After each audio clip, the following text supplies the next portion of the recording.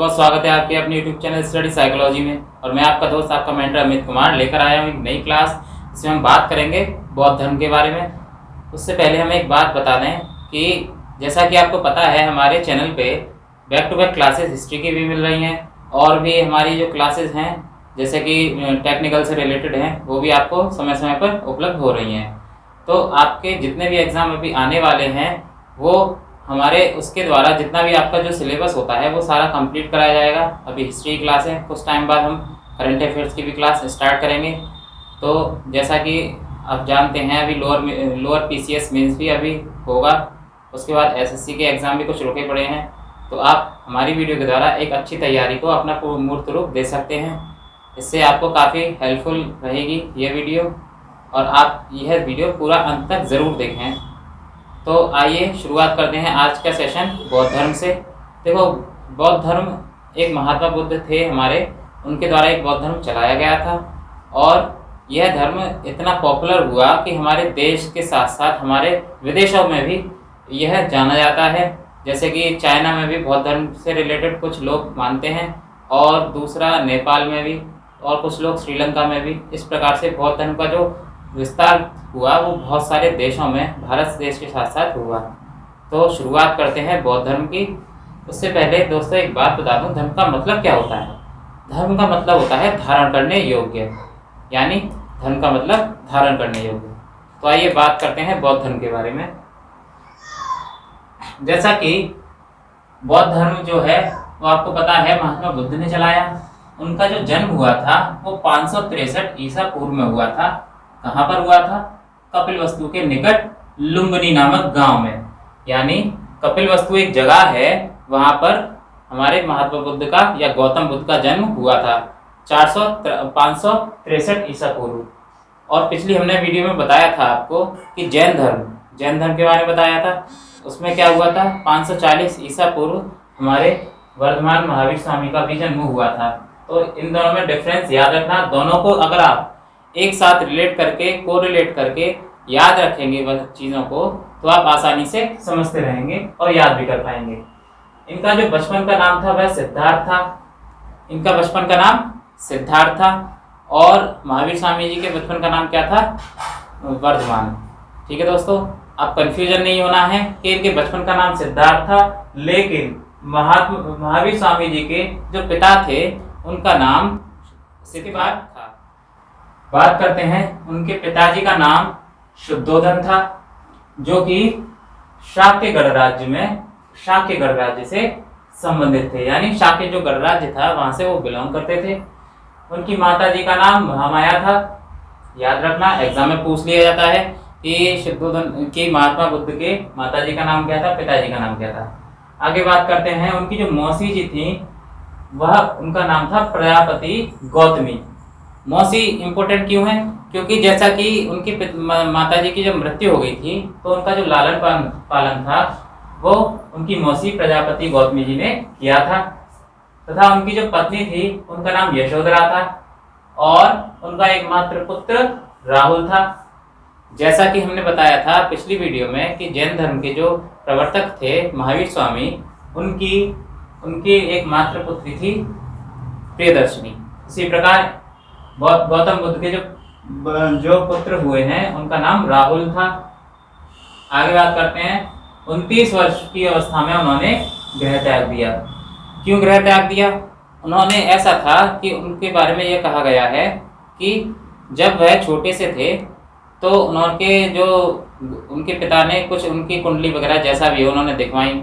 तो उनके जो गुरु थे उन्होंने ये कहा कि ये बालक यहाँ पर नहीं रुकेगा और एक बहुत बड़ा संत बनेगा। इसी प्रकार से तो उनके पिताजी ने उनको सभी तमाम के जितने भी जो हमारी वस्तुएं होती हैं, ज़रूरी चीज़ें, वो सारी उपलब्ध कराई और उनको दुख का बिल्कुल भी ऐसा अनुभव ना हो, इसलिए उन्होंने सारा अपनी तरफ से पूरी कोशिश की।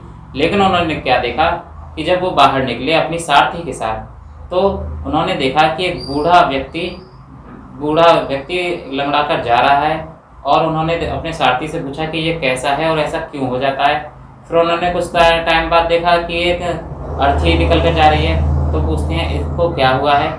इस प्रकार जब उनको यह ज्ञान प्राप्त हुआ कि हमारा जो जो शरीर है वो एक ना एक दिन शरीर को छोड़ देता है, आत्मा को छोड़ देता है। तो उसी प्रकार उन्होंने अपने मोक्ष की प्राप्ति के लिए, ज्ञान की प्राप्ति के लिए ग्रह त्याग दिया। तो ग्रह त्यागने के बाद सबसे पहले जो उनके शिष्य, जो गुरु थे, वह अलार्म कलाम थे। याद रखना, पूछ दिया जाता है कि महात्मा बुद्ध के जो गुरु थे उनका नाम, पहले गुरु का नाम क्या था, तो अलार्म कलाम है। दूसरा, जब उनको ज्ञान की प्राप्ति हुई तो वह कहाँ पर हुई? फाल्गु नदी के किनारे निरंजना नामक नदी थी, जिसको हम आधुनिक भारत में फाल्गु नदी बोलते हैं और प्राचीन काल में निरंजना नदी बोलते हैं। उसके तट पर कहाँ पर हुई थी? उर्वेला। उर्वेला नाम की एक जगह थी जो कि बोध गया में है, वहां पर उनको ज्ञान की प्राप्ति हुई थी। इसके बाद बात करते हैं, उन्होंने जो पहला उपदेश दिया था ज्ञान प्राप्त होने के बाद, कहाँ पर दिया था? सारनाथ में। ये बहुत इंपॉर्टेंट है कि उन्होंने पहला उपदेश कहाँ दिया था, तो सारनाथ में दिया था। उनकी जो मृत्यु हुई थी, वह 483 ईसा पूर्व हुई थी, 80 वर्ष की अवस्था में। कहाँ पर हुई थी? कुशीनगर में, जिसे हम कुशीनारा भी बोलते थे। याद रखना दोस्तों, जो हमारे महात्मा बुद्ध हैं उनका जो जन्म हुआ किस स्थान पर हुआ, उनकी मृत्यु कहाँ पर हुई, उन्होंने पहला उपदेश कहाँ दिया, ये सारी चीजें बहुत इंपॉर्टेंट है, याद रखनी है। उनको ज्ञान की प्राप्ति हुई इस प्रकार से। तो उन्होंने जो पहला उपदेश दिया था उस घटना को हम धर्म चक्र परिवर्तन के नाम से जानते हैं। याद रखना, जो पहला उपदेश दिया वह क्या कहलाया? धर्म चक्र परिवर्तन।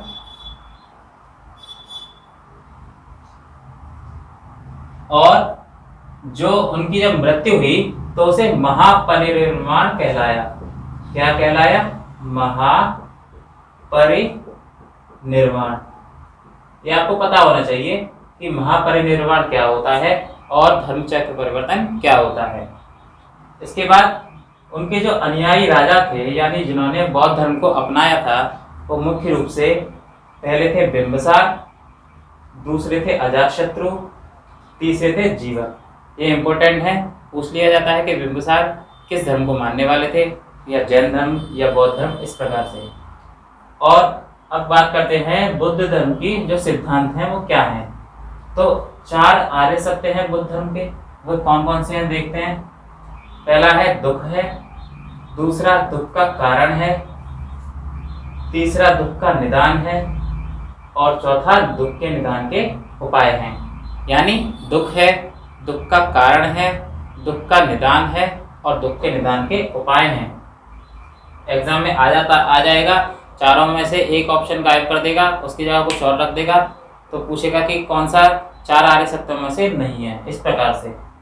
आगे बात करते हैं, अष्टांगिक मार्ग भी हमें मिलते हैं।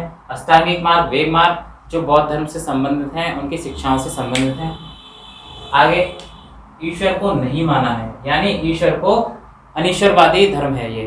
बौद्ध धर्म जो है हमारा अनिश्वरवादी है, वो ईश्वर में विश्वास नहीं करता है।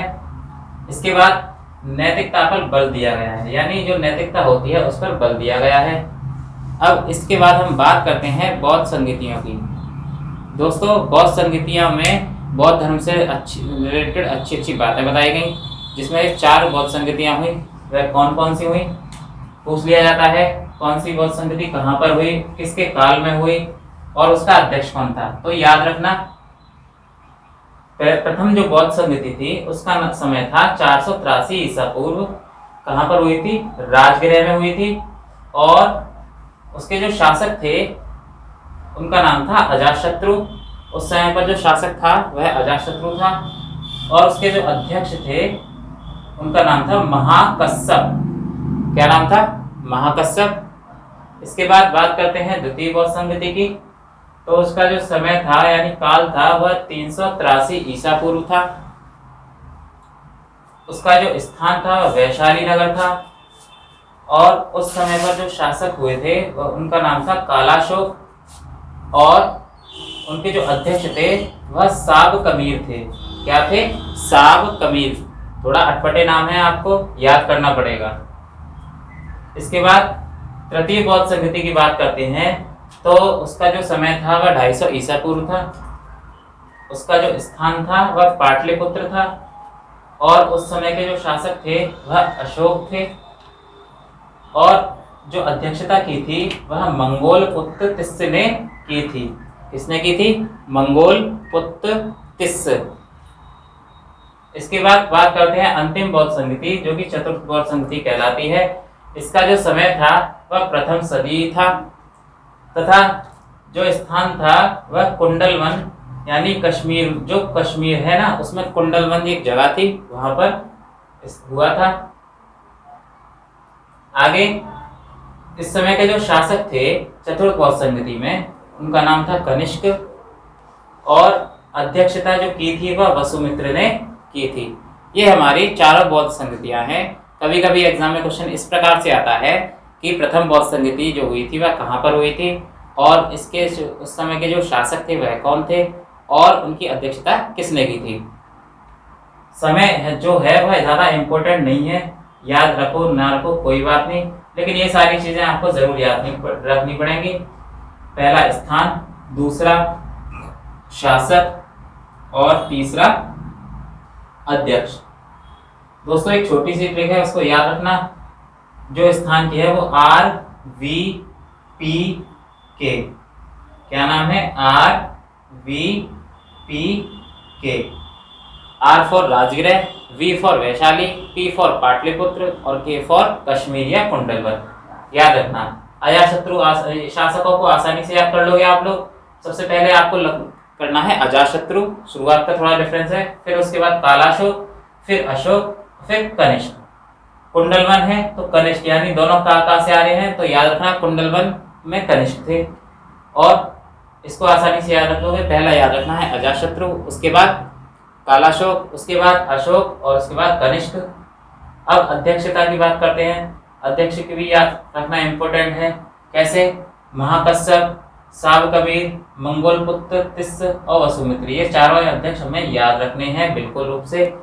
आगे बात करते हैं, जो हमारा बौद्ध धर्म है वह कर्म सिद्धांतों पर आधारित है। जिस प्रकार से हमने पिछली क्लास में बताया था कि जैन धर्म भी हमारा कर्म सिद्धांत पर आधारित है, उसी प्रकार बौद्ध धर्म भी कर्म सिद्धांत पर आधारित है। आगे बात करते हैं, बौद्ध जो संघ था वह बौद्ध भिक्षुओं के प्रवेश को उपसंपदा कहा जाता था। बौद्ध संघ की आवश्यकता क्यों पड़ी? क्योंकि बौद्ध संघ की आवश्यकता इसलिए पड़ी, जब बौद्ध धर्म का जब विस्तार हुआ तो एक बौद्ध संघ बनाया गया, जिसमें जो भी बौद्ध धर्म ग्रहण करने वाले लोग थे, जो भिक्षु थे, वह उसमें प्रवेश कराए थे। तो उसके जो प्रवेशकर्ता थे, प्रवेश जब कराया जाता था तो उनको हम उपसंपदा कहते हैं। क्या कहते हैं? उपसंपदा। और इसके बाद जो इम्पोर्टेंट बात है, पहले बौद्ध संघ में महिलाओं को, जो महिलाएं थीं, महिलाओं को प्रवेश नहीं मिलता था। तो महिलाओं को जो प्रवेश था वह हमारे आनंद से एक व्यक्ति थे बौद्ध धर्म में, आनंद हमारे बौद्ध धर्म को मानने वाले थे, उनके कहने पर महिलाओं को भी प्रवेश दिया गया। इसके बाद बात आती है बौद्ध ग्रंथों की। तो हमारे जो बौद्ध ग्रंथ थे उनकी जो भाषा थी मुख्य रूप से पाली भाषा थी। क्या थी? पाली। जैसा कि हमने बताया लास्ट क्लास में कि जो जैन धर्म था उसकी भाषा क्या थी? प्राकृत। तो इसकी याद रखना पाली थी। तथा 3 रत्न मिलते हैं जिन्हें हम त्रिपिटक बोलते हैं। इसमें पहला है सुत्त पिटक, दूसरा है विनय पिटक और तीसरा है अभिधम्म पिटक। बस इनके आपको याद रखने हैं ना। अब क्वेश्चन कैसे आएगा? क्वेश्चन में दे देगा कि हमारे जो त्रिपिटक हैं बौद्ध धर्म में वो कौन कौन से हैं, तो तीनों में ऑप्शन दे देगा और चौथा कुछ अटपटा ऑप्शन दे देगा, तो आपको याद रखना है कि कौन सा नहीं है। आगे दीपवंश और महावंश अन्य रचनाएं भी हैं बौद्ध धर्म में, याद रखना। इसके बाद क्या हुआ? बौद्ध संप्रदाय जो है वह हीनयान और महायान 2 भागों में बट गया, 2 धर्मों में बट गया, हीनयान और महायान। जैसा कि जैन धर्म भी 2 भागों में बट गया था, जिसमें पहला था श्वेतांबर और दूसरा था दिगंबर। उसी प्रकार से बौद्ध धर्म भी 2 भागों में बट गया। अब बात करते हैं हीनयान की। तो जो हीनयान संप्रदाय था बौद्ध धर्म का, वह उसमें बौद्ध के दर्शन यानी बुद्ध के दर्शन और सिद्धांत को मानने वाले व्यक्ति होते थे। मतलब हीनयान में जो बौद्ध दर्शन से संबंधित व्यक्ति थे वे होते थे। दूसरा महायान। महायान में क्या होता था, बुद्ध के साथ साथ बोधिसत्व को सिद्धांत को भी मानने वाले व्यक्ति होते थे। बोधिसत्व क्या था दोस्तों, जैसा कि कहा जाता है कि बुद्ध जो व्यक्ति थे हमारे महात्मा बुद्ध, उन्होंने उनकी बहुत सारी कहानियाँ थी जिनको हम जातक कथाएं भी बोलते हैं। तो उनमें जो उनका जो किरदार था उनको बोधिसत्व कहा जाता है। और बोधिसत्व के द्वारा उन्होंने जितना भी हमने उपदेश दिए, जो भी सिद्धांत दिए, वो सभी बोधिसत्व के सिद्धांत कहलाए और इनको मानने वाले महायान कहलाए। इसके बाद जीवन से संबंधित कुछ प्रतीक चिन्हों की बात करते हैं जो कि एग्जाम में पूछ लिया जाता है, बहुत इंपॉर्टेंट है। इसमें पहला है जन्म, यानी जब बुद्ध का जन्म हुआ तो उनका जो प्रतीक चिन्ह है जन्म से संबंधित वह क्या है, कमल और सांड। याद रखना दोस्तों, महात्मा बुद्ध का जो प्रतीक चिन्ह है जन्म से संबंधित वह है कमल और सांड। दूसरा गृह त्याग से संबंधित क्या है, घोड़ा। आसानी से याद कर सकते हैं, जैसा कि जन्म होता है तो एक तरह से फूल खिलता है, ये मान लो। तो क्या हो गया, जन्म खिला तो कमल का फूल खिला, तो क्या हो गया, जन्म से संबंधित कमल हो गया। दूसरा गृह त्याग का मतलब होता है एक जगह से मतलब घर को छोड़ देना। घर को छोड़ देने का मतलब जैसे घोड़ा कहीं पे जा रहा है, तो दूसरा आसानी से याद कर लोगे, घोड़ा। निर्वाण क्या होता है, निर्वाण का मतलब होता है मोक्ष की प्राप्ति। तो मोक्ष की प्राप्ति का मतलब हमारे शरीर से अंतरात्मा जो होती है वह निकलकर ईश्वर के पास चली जाती है। अब ईश्वर के पास कैसे जाएगी, पैदल पैदल जाएगी। तो याद रखना उसकी जो प्रतीक है वह पद चिन्ह है। इसके बाद मृत्यु। मृत्यु जब हो जाती है इंसान की या व्यक्ति की, तो मुस्लिम धर्म में क्या होता है, उसको दफना देते हैं और दफनाने के बाद वहाँ पर कुछ समाधि वगैरह टाइप से बना देते हैं। उसी प्रकार जब गौतम बुद्ध की मृत्यु हो जाती है तो कहा जाता है जो उनके अवशेष हैं एक स्तूप में रखे गए हैं। तो मृत्यु किसी घटना से संबंधित है, स्तूप से। आगे ज्ञान, जैसा कि ध्यान होगा आपको, अभी मैंने बताया था कि जब गौतम बुद्ध को उसकी ज्ञान की प्राप्ति जब हुई थी तो बोधि वृक्ष के नीचे हुई थी। बोधि वृक्ष कौन सा होता है, पीपल। तो जो ज्ञान है वह पीपल यानी बोधि वृक्ष से संबंधित है। इसके बाद कुछ इंपॉर्टेंट बातों की बात करते हैं। बोरोबुदुर का जो बौद्ध स्तूप है, देखो बौद्ध स्तूप हमें दुनिया में कई जगह देखने को मिलते हैं, जिसमें बोरोबुदुर का बहुत इंपॉर्टेंट है। वह इंपॉर्टेंट क्यों है, क्योंकि यह सबसे बड़ा स्तूप है दुनिया का। और यह स्तूप कहाँ पर है, इंडोनेशिया में, जो जावा स्थान है वहाँ पर। पूछ लिया जाता है बोरोबुदुर का जो बौद्ध स्तूप है वह कहाँ पर है। ऑप्शन में दे देगा भारत, श्रीलंका, नेपाल, इस प्रकार से, लेकिन कहाँ पर है, ये इंडोनेशिया में। अब यह बात इंपॉर्टेंट है, याद रखनी है कि द्वितीय और चतुर्थ जो बौद्ध संगतियाँ हुई थी उनमें जो बौद्ध धर्म का विभाजन हुआ था, यानी बौद्ध धर्म का विभाजन कब हुआ था, तो द्वितीय और चतुर्थ बौद्ध संगति में। अब इसके बाद यहाँ फिनिश होता है हमारा बौद्ध धर्म। इसके बाद कुछ अन्य धर्म से बात कर लेते हैं। अन्य धर्म में केवल हमको याद रखना है कि कौन सा धर्म यानी कौन सा संप्रदाय किस जो संस्थापक हैं उससे रिलेटेड है। इसमें आजीवक जो संप्रदाय है वह मक्खलपुत्र गोशाल से संबंधित है। याद रखना, आजीवक संप्रदाय के जो संस्थापक हैं वह मक्खलपुत्र गोशाल हैं। दूसरा घोर अक्रियावादी संप्रदाय, वह पूरण कश्यप से संस्थापक हैं।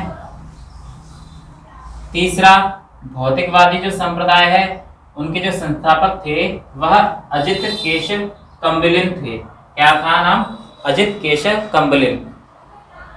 और चौथा जो अंतिम संप्रदाय है अनिश्चयवादी, क्या नाम है, अनिश्चयवादी, और उनके जो संस्थापक थे वह थे संजय वेठल पुत्र। क्या नाम था, संजय वेठल पुत्र। ये चारों संप्रदायों के केवल नाम और उनके संस्थापक याद रखने हैं। एग्जाम में पूछ लिया जाएगा, ऑप्शन में दे देगा कि आजीवक संप्रदाय के कौन से जो संस्थापक हैं वह चारों ऑप्शन में होंगे आपको, और आपको सही टिक लगाना है। तो अगर आज की वीडियो अगर आपको पसंद आई हो तो इसे ज़्यादा से ज़्यादा लाइक करें, चैनल को सब्सक्राइब करें और अपने दोस्तों के साथ शेयर करें, जिससे आपके दोस्तों को भी हेल्प हो सके और वो भी एक अच्छी क्लास हमारी अटेंड कर सकें। Thank you.